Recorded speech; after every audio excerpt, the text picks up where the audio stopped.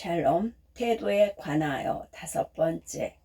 그 일은 아름다운가? 어떤 일을 할까 말까 혼란스러울 때 스스로에게 묻는 질문이 있다. 그 일은 아름다운가? 그것은 아름다운 일인가? 남들이 그것을 아름답게 보아줄지는 그리 중요치 않다. 내가 피부로 느끼기에 그러한가를 묻는다. 무엇을 아름답다고 느낄지는 저마다 다르니까 그 일이 내게 분명히 도움이 된다고 해도 마음속 한편에 하지만 이 작게 남아 서성이면 재차 자문한다. 한때는 안 해서 후회하기보다는 해서 후회하는 게 낫다라는 마음가짐으로 이 일을 할지 말지 잘 모를 때 눈 딱 감고 해버렸다. 결과가 좋지 않을 때는 실수를 통해 배우고 경험이라는 선물을 얻었다. 젊을 때는 각오만 되어 있다면 이런 방침으로 가는 것도 나쁘지 않을 것이다. 하지만 어느 정도 나이가 들면 경험 축적이나 실패를 통한 배움을 넘어 시간이라는 자원이 더 소중해지기도 한다. 한정된 시간과 체력을 보다 유의미하게 쓰고 싶어진다.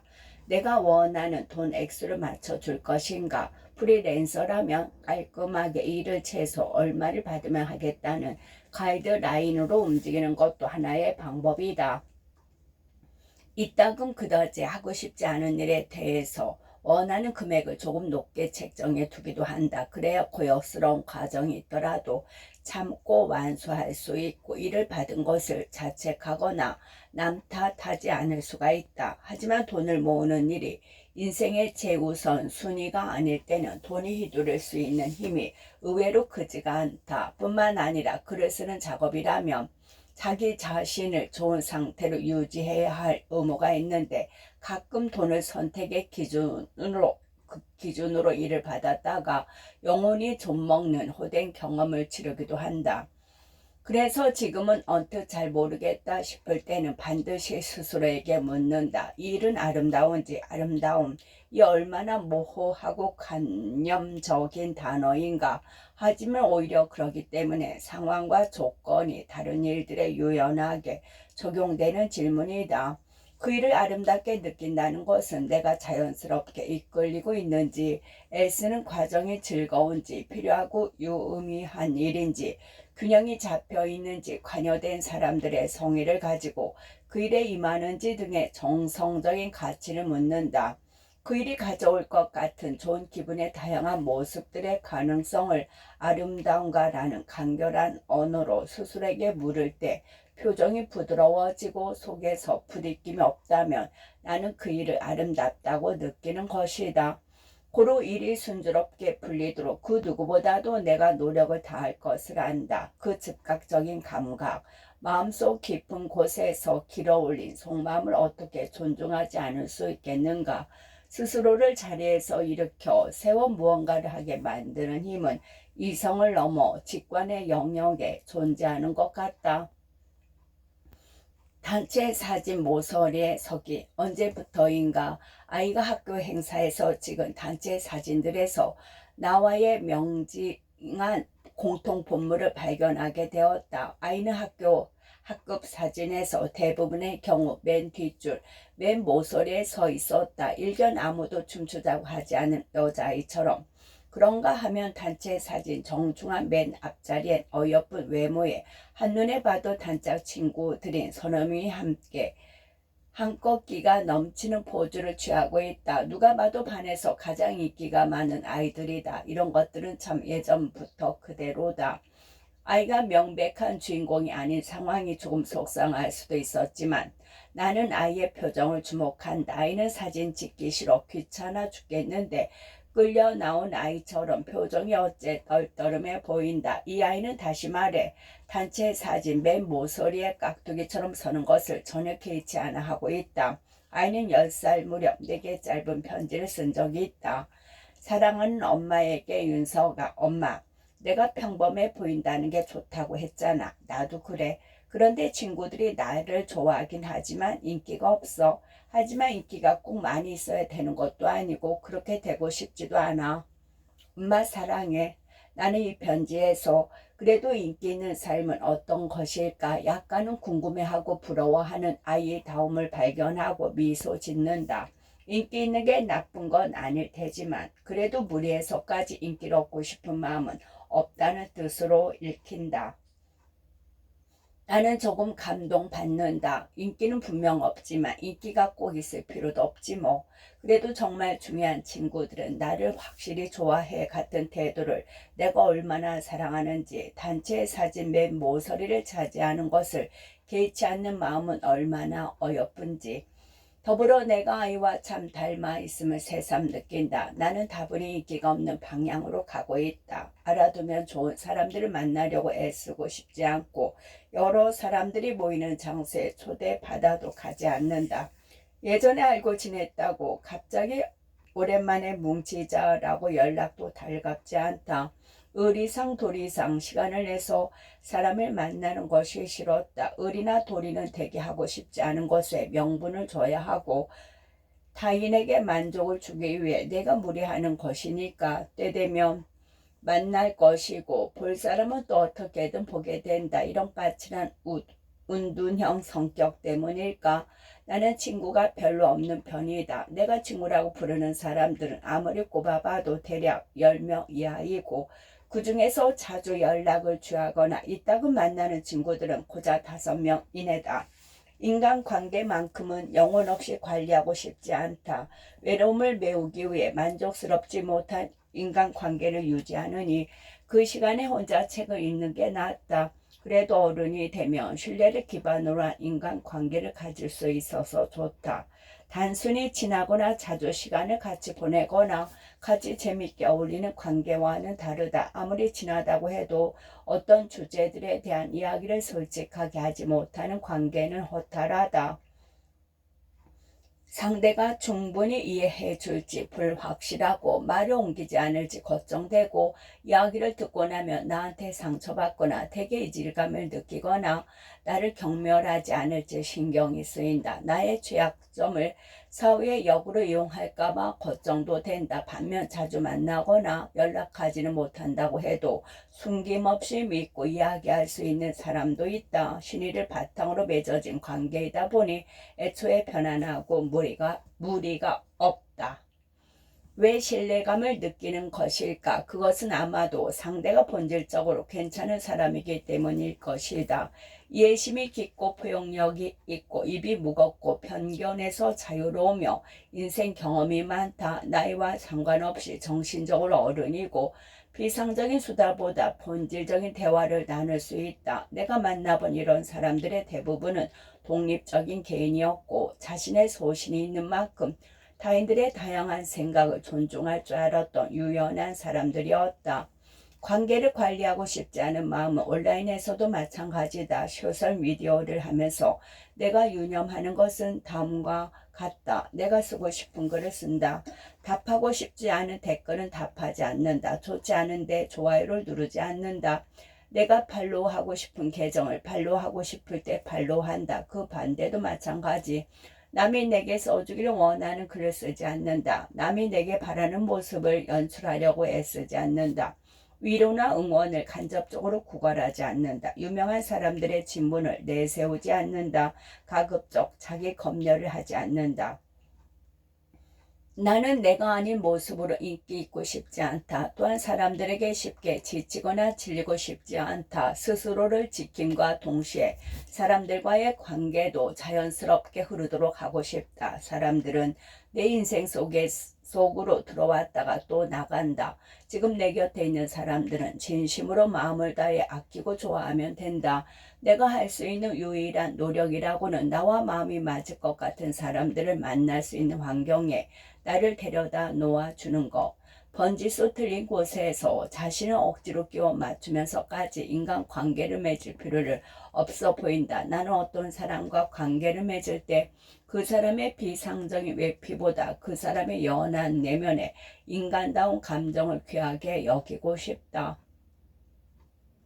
비등단 작가의 어떤 고백.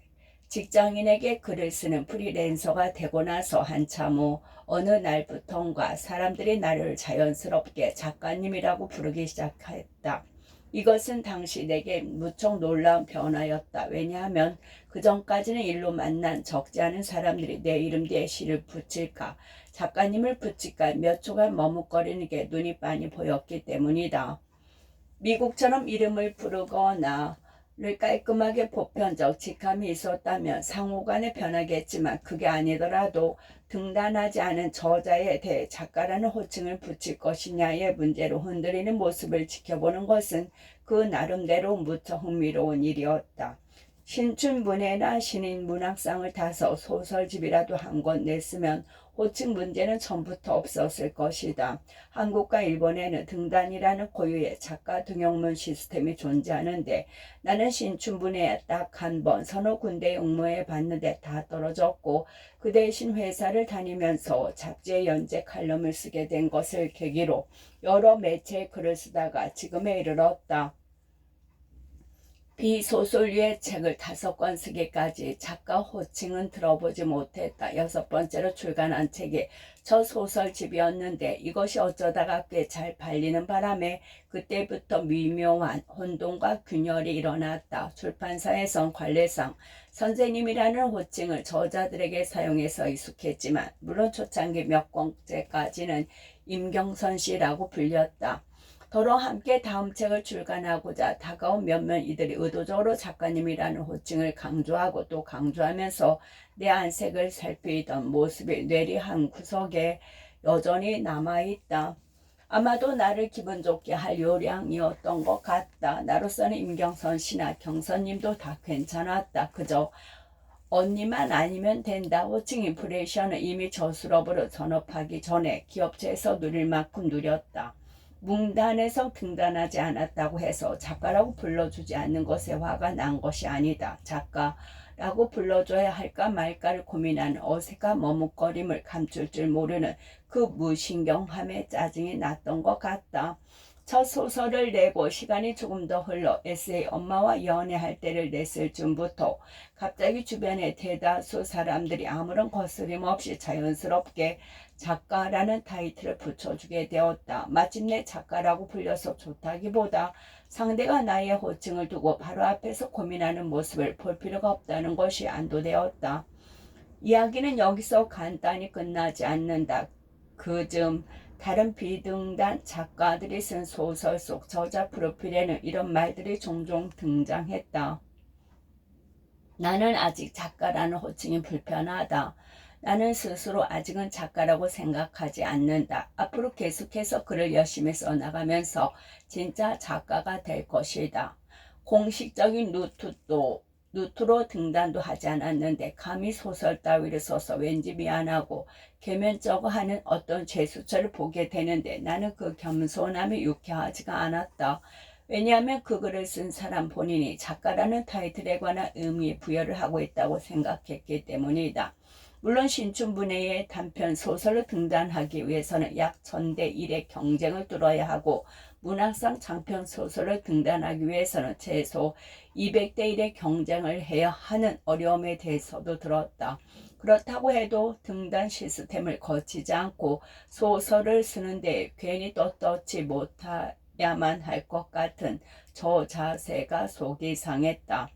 초반에는 끊임없이 주변의 누군가로부터 제대로 등단하라는 소리를 정기적으로 들었다. 딱히 출판업계에 계신 분들만의 조언이 아니었다. 정정당당하게 진짜 작가가 되라는 말은 전방위로 무작위로 듣는 이야기였다. 그간 인지도를 확보했으니 이제 명예를 얻어 진정한 작가로 거듭나야 하지 않겠냐는 논리였다. 말하자면 아무리 성공하고 돈을 벌어도 대학 졸업장은 있어야 하지 않겠냐는 말과 같았다. 당장에 별 쓸모없는 것 같아도 대학 졸업장은 나중에 분명 도움된다. 같은 그래서 한때 묶인 숙제를 해치우고자 하는 마음에 한국 문학 공모전에 관한 모든 정보를 시간과 노력을 들여 일목요연하게 파워포인트로 정리했고 나 혼자만 보기에는 아깝다는 생각에 소셜미디어를 통해 원하는 사람들과 공유하기도 했다. 이때 세상에는 우리가 상상하는 것 이상으로 작가를 꿈꾸는 사람이 많다는 것을 새삼 깨달았다. 그 와중에 몇몇 사람들은 비밀 쪽지로 자료 공유를 따로 부탁했다. 이미 몇 권의 책을 낸 저자들이라 이제 와서 공모전에 자신의 글을 내보내려 하는 일이 남들 보기에 조금 부끄러웠나 보다. 그렇게 생색만 장뜩 내고서 정작 나는 그 자료를 서랍 어딘가에 처박아 놓고 그 후 아직 한 번도 꺼내보지 않고 제멋대로 6권의 소설을 추가로 써버리고 말았다. 역시 등단을 해야 할까? 이 질문은 수없이 했던 질문이었다. 등단을 하지 않으면 실질적으로 불편한 일들이 생길까? 개인적인 경험에 따르면 다음과 같은 일들은 있었다. 첫째, 정통 문학을 중시하는 일부 사람들한테 무시당했다. 가령 한 식사 자리에서 어떤 문학 평론가가 내 앞에 앉았다가 소개를 받은 직후 다른 정통 작가 앞으로 자리를 옮겨갔다. 둘째, 문학 담당 신문기자가 비등단 작가들의 책을 지면에 다뤄주질 않는다. 셋째, 문이 공동체로 묶이는 여러 활동에서 제외된다. 마지막으로 등단을 거치지 않은 작가들은 여러 창작 기금의 수혜자가 되기 힘들다. 차별은 늘 미묘하고 은은하게 존재해서 그로 인한 모멸감을 시원하게 하소연하기도 어려웠다. 물론 문제가 있다면 대처법도 있다. 첫째, 나를 무시하는 사람들과는 어울리지 않으면 된다. 둘째, 문학 담당 기자나 평론가의 평가보다 독자들 하나하나가 재미있게 읽어주면 된다고 생각하면 그뿐이다. 실제로도 오로지 독자만을 바라보고 20권이 넘는 책을 써올 수 있었다. 셋째, 집단에 소속되지 않고 개인의 자격으로 할 수 있는 사회적인 활동을 해나가면 된다. 마지막으로 어떻게든 글이나 다른 방편으로 자체적인 밥벌이를 할 수 있게 만들어 기금에 의존하지 않으면 된다. 그럼에도 불구하고 당시에는 난 괜찮아 라고 하면 할수록 그것이 왠지 정신승리나 자기 합리화로 비추어지는 것 같았다. 작가 무라카미 하루키가라는 문의 개간지에 쓴 에세이 나중에는 직업으로서의 소설가에 수록되었다는 이런 이야기가 있다. 데뷔 초기에 아쿠다카와 상이든 최근의 노벨 문학상이든 무라카미 하루키의 마음을 가장 무겁게 만들었던 것은 상을 타지 못한 사실이 아니라 주변 사람들의 불필요한 위로였다고 한다. 정작 본인은 상을 타든 타지 않든 정말로 전혀 관심이 없는데 상을 타지 못하니까 주변에서는 위로한답시고 다음번에 화이팅 같은 제스처를 취했다는 거. 상을 타지 못해 마음이 좋지 않은 것이 아니라 상을 타지 않아도 괜찮다는 말을 아무도 진심으로 믿어주지 않아 괴로웠다는 것이다. 그 마음이 어쩐지 이해되었다.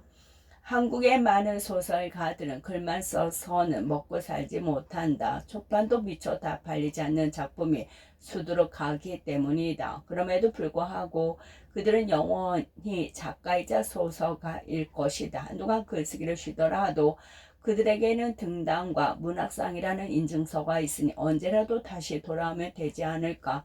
많이 팔리지 않아도 대중성보다 작품성으로 평가받는 대안이 있지 않을까. 아무런 근본도 문학적 인증서도 없이 지난 19년간 바닥부터 글을 쓰면서 조금씩 독자와 글의 영역을 넓혀왔다. 하지만 내 경우는 매번 책을 낼 때마다 어느 정도 이상한 독자를 확보해야 명맥이 이어진다는 절박감이 있다.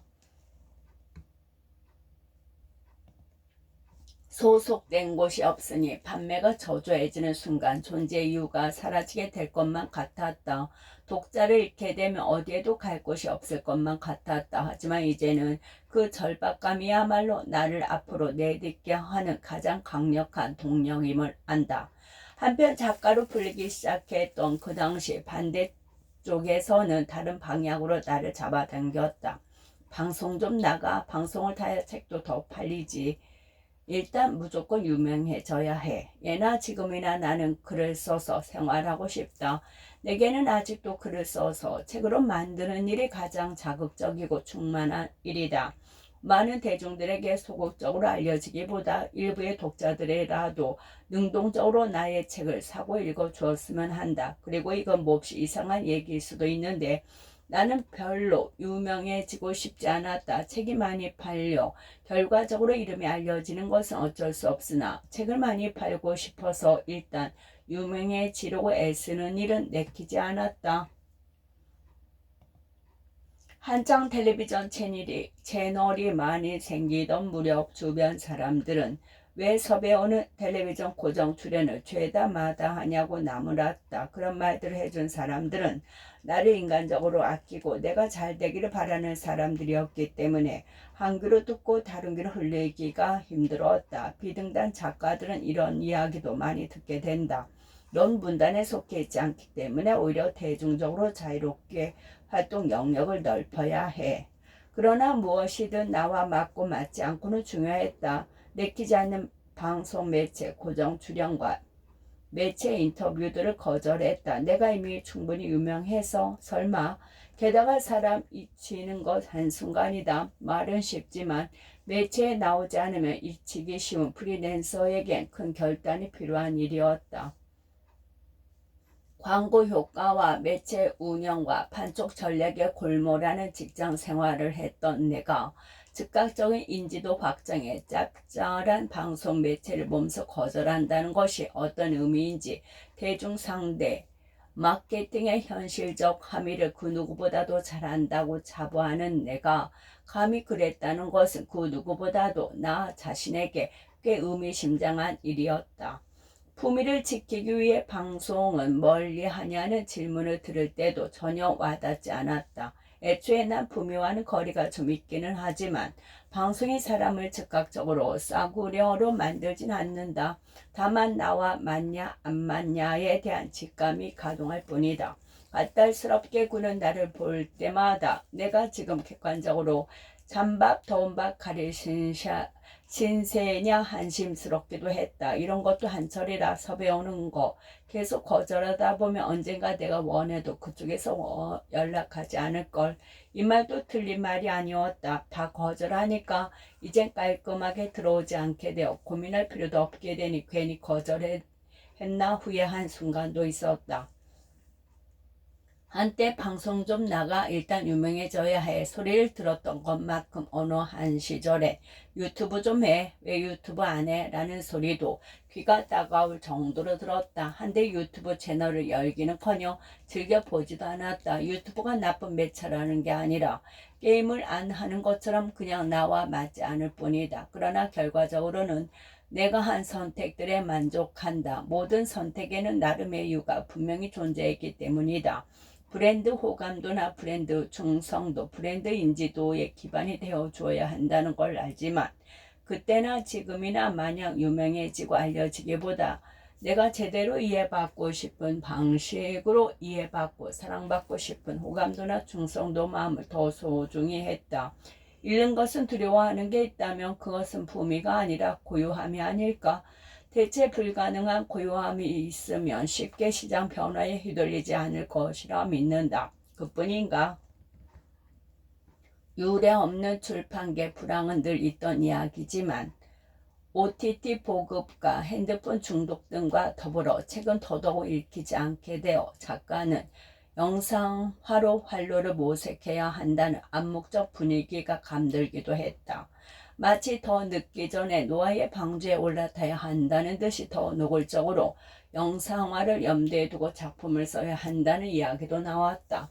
머리로는 일리가 있다는 걸 알겠는데 숨이 턱 막혔다. 하지만 나만 그런 것은 아니었다. 니시카와 미와 영화 감독인 에세이 고독한 직업에서 작가가 글을 쓰면서 그것이 영상화가 될 것을 염두에 두고 글을 쓴다거나 영상화하기 위리한 방향으로 글을 쓰는 것을 비판했다. 작품이 원 매체에서 그 자체로 완벽성을 가지고 어떤 의미로는 타 매체로의 대체 불가능성을 가질 때 도리어 자부심을 가질 만하다는 것. 소설 아몬드의 손원평 작가가 아몬드의 영상화 판권을 허락하지 않는 것은 책을 잘 읽지 않는 독자, 특히 청소년 독자에게 충분히 긴 시간 동안 오로지 책이라는 매체로 다가가 즐거운 독서 경험을 선사하는 책이기를 바라는 마음에서였다는 이야기도 먹먹하다. 원치 않는 방향으로, 마음에 들지 않는 방향으로 내가 확장되고 노출되고 잘되는 일에 나는 주저함을 느낀다. 어렸을 적 나답지 않은 모습을 오래도록 연출하고 살아야 했던 것에 대한 슬픈 개인적인 반작용일 수도 있다. 혼자 자기 세계 속에 함몰되어 좁은 시야에 사는 게 아닐까도 생각한다. 다만 책은 이제 사양 산업이다. 책은 팔리지 않는다. 유명해야 팔린다. 일단 무조건 이름을 알려야 한다. 한국에서 작가로 인정받으려면 정식으로 등단을 해야 한다. 등단을 하지 않으면 진짜 작가가 아니다. 혹은 텍스트의 시대는 끝났다. 이젠 무조건 영상이다. 영상화를 염두에 두어야 한다. 방향이 어느 쪽이든 세상은 원래 그래 같은 명제에 난 어쩐지 반항하고 싶어진다. 지금으로서는 그 반항과 저항의 방식이 기왕이면 창의적이고 지속적일 수 있도록 노력하는 것 말고는 내가 할 수 있는 게 없다. 그건 그것대로 괜찮은 삶의 방식이라고 생각한다.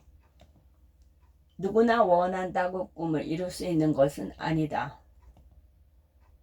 루틴의 의미. 어느 시점부터 신작 출간 인터뷰 때 롱런의 비결에 대한 질문을 단골 메뉴처럼 받게 되었다. 롱런? 제가요? 정신을 버뜩 차려보니 정말 그랬다. 수많은 저자들이 나타났다가 사라지는 가운데 어느새 나는 지난 19년간 23권의 책을 써왔다. 롱런의 이유는 굳이 따지자면 꾸준히 쉬지 않고 책을 냈기 때문이다. 당연한 말 같지만 업계에서 잊히지 않으려면 그 업계에서 계속 보여야 했다. 글을 꾸준히 쓸 수 있었던 것은 내게 글쓰기가 오랜 꿈의 실현 같은 거창한 무엇이 아니라 하나의 루틴으로 자리 잡았기 때문이라고 생각하고 있다.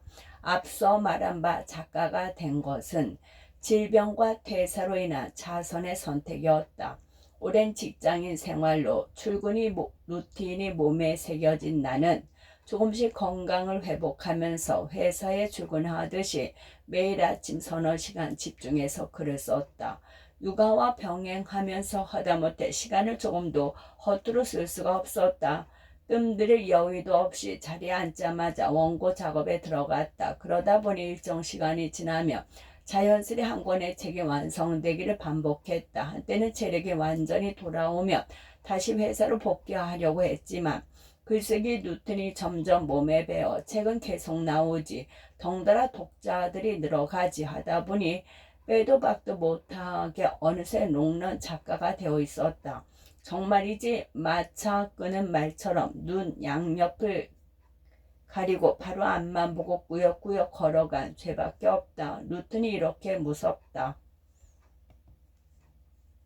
2020년 코로나가 세상을 덮치면서 내게는 달리기라는 또 하나의 루틴이 생기게 되었다. 이 역시도 글쓰기와 마찬가지로 애초에 의도한 게 아니었다. 평소 하던 실내 운동을 물리적으로 할 수 없는 상황이 되어 몸이 못 견디게 근질근질했던 어느 봄밤, 제대로 된 러닝화도 갖추지 않은 채 광화문 광장으로 뛰쳐나간 게 화근이었다. 밤 11시가 훌쩍 넘긴 사람들이 거의 다 나다니지 않는 늦은 시간에 나는 방금 감옥을 탈출한 죄수의 심경이 되어 마스크를 슬그머니 벗고 바깥 공기를 흠뻑 들이키며 내달렸다. 기분이 좋았다. 당시에 나는 코로나가 석 달 정도면 끝날 거라고 순진하게 낙관하고 시한부 운동인 달리기를 소셜미디어에 인증하며 마치 이벤트처럼 편하게 즐겼다. 한데 몇 달은커녕 코로나는 그 후로 몇 년을 더 머물렀고 더불어 나의 달리기도 멈출 수가 없게 되었다. 그렇게 훌쩍 1000km 넘게 달린 4년차 러너가 되어 있었다. 불과 얼마 전까지만 해도 횡단보도 신호가 노란불일 때도 못 뛰던 인간이 사람 일은 이렇게 한치 앞을 모른다. 지금에 와서 돌이켜보면 비록 상황에 의해 다분히 충동적으로 시작한 글쓰기와 달리기라 해도 그것들이 하나의 확고한 루틴으로 일상에 안착되게 된 것은 내가 그것들을 어느 시점부터 내 인생에 제대로 들이기로 선택했기 때문인 것 같다. 루틴을 만들고 지키는 것은 그 누구도 아닌 내가 결정하고 수용하겠다는 자연스러운 다짐이다. 무엇인가를 삶에 능동적으로 들이기로 결정한 것은 내가 비관적, 현실주의적인 것과는 관계가 있다. 내게 삶이란 한치 앞을 모르는 언제라도 무너져 내릴 수 있는 불확실하고 불안정한 것, 도리어 그렇기 때문에 내가 그 시점에서 할 수 있는 일 무엇인가를 차분히 가늠하고 실천하는 일이 중요했다. 흉부외과 수술로 입원하기 전날 밤 덕수궁 돌담길로 달리러 나갔던 장면이 주마등처럼 머릿속을 스친다. 달리기를 시작한 지 갓 3년이 된 무렵이었다. 오른쪽 배의 절반이 다음 날이면 없어질 거라. 어쩌면 이번이 생애 마지막 달리기가 될 수도 있겠다. 우울해하며 숨이 넘어갈 정도로 달리고 또 달렸다. 다행히 그것은 기우였다. 주치의는 남은 폐를 최대한 팽창시키는 훈련을 해야 한다며 퇴원 후부터 가급적 빨리 달리기를 재개하라고 엄중히 주문했다. 스스로 진통으로 정신을 못 차리던 내게는 빨리 걷는 것도 금세 숨이 차고 어질했지만 이내 몸에 새겨진 달리기 루틴이 스스로를 기억하고 일깨웠다. 지난 3년간 꾸준히 달려온 덕분에 페이스는 조금씩 빨라졌고 폐가 손상되었음에도 폐활량은 정상에 가까운 수준으로 회복시켰다.